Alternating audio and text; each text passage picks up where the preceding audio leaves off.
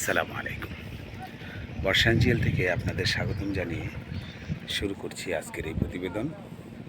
এই প্রতিবেদনে চলে আসছি আমি রায়ের বাড়ি ঘাটে।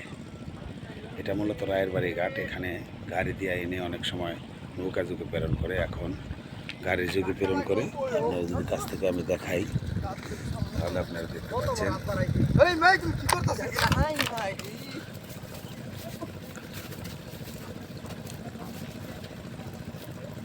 মূলত আপনারা দেখতে পাচ্ছেন এখানে লাল শাকের আটি সুন্দর বাজারজাত করার জন্য বিভিন্নভাবে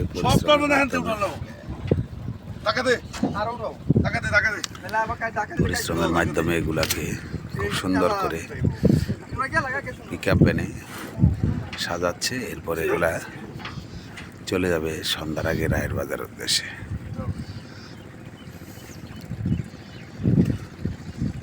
এভাবেই প্রতিনিয়ত আমাদের এলাকা থেকে শাক সবজি এগুলা সাধারণত বাজারজাত হয়ে থাকে। আপনারা যদি আরেকটু কাছ থেকে আমি আপনাদের দেখাই,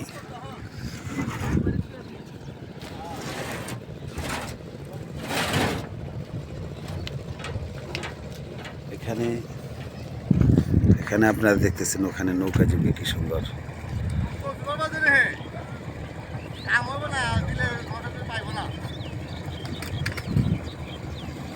নৌকা যুগে কিছু সংগ্রহ করে এখানে আনতেছে। আবার এগুলাকে সাধারণত এখানে দেখতেছেন খুব সুন্দরভাবে কৃষক তার জমি থেকে টুকরিতে পালং শাকগুলা আবদ্ধ করে সাধারণত বাজারজাত করার জন্য নিয়ে যাওয়া হচ্ছে। এখানে দেখতেছেন আপনারা মূলত এটাগুলো কমলি শাক। এটা হলো কমলি শাক, এটা হলো পালং শাক। বলা সব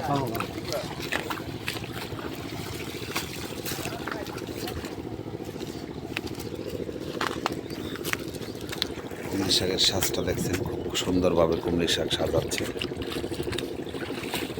এগুলো অবশ্য কিছুক্ষণের মাধ্যমেই চলে যাবে ঢাকার অলিতে গলিতে।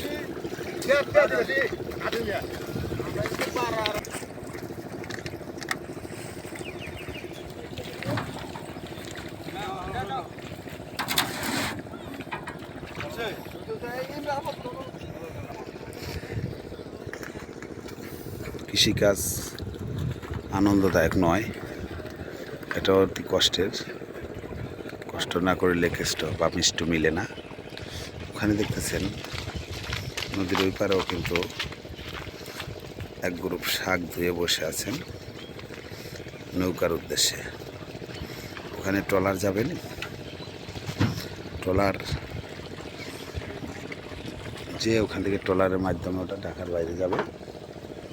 আর এগুলা সাধারণত ঢাকার ভিতরেই থাকবে। কিছু সবজি ঢাকার আনাচে কানাচে থাকে, কিছু সবজি ঢাকার ভিতরেই থাকে। তো পালং শাকগুলো সাধারণত অল্প সময় থাকে, বেশিক্ষণ থাকলে গরমে নষ্ট হয়ে যায়। এর জন্য শুধু ঢাকার ভিতরেই থাকে। ঢাকার বাহির থেকে যে সকল পণ্যগুলো সাধারণত আসে সেগুলা সবজি জাতের পণ্যগুলো সাধারণত আসে।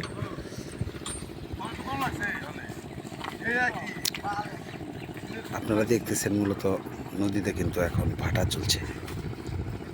ভাটার কারণে নদীর যে এদিকে যদি আমি ভালো করে দেখাই, দেখতেছেন নদীর পানি থেকে কচুরিপানাগুলা পূর্ব দিকে চলে যাচ্ছে, যে কারণে এখন ভাটার সময়। তখন কচুরিপানাগুলো সাধারণত উপরে আছে।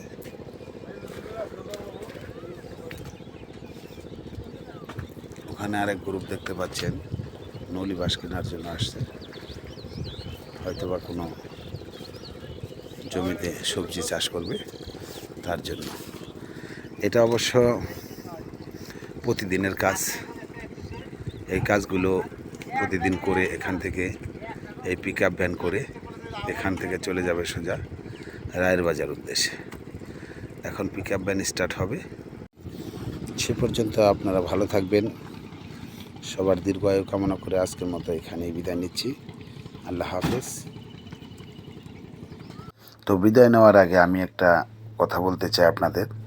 আপনারা সবাই আমার এই বর্ষা অ্যাঞ্জেল চ্যানেলটাকে সাপোর্ট করবেন, লাইক দিবেন, কমেন্ট করবেন, শেয়ার করবেন। ভালো থাকবেন সবাই। আসসালামু আলাইকুম ওয়া রাহমাতুল্লাহি ওয়া বারাকাতুহু।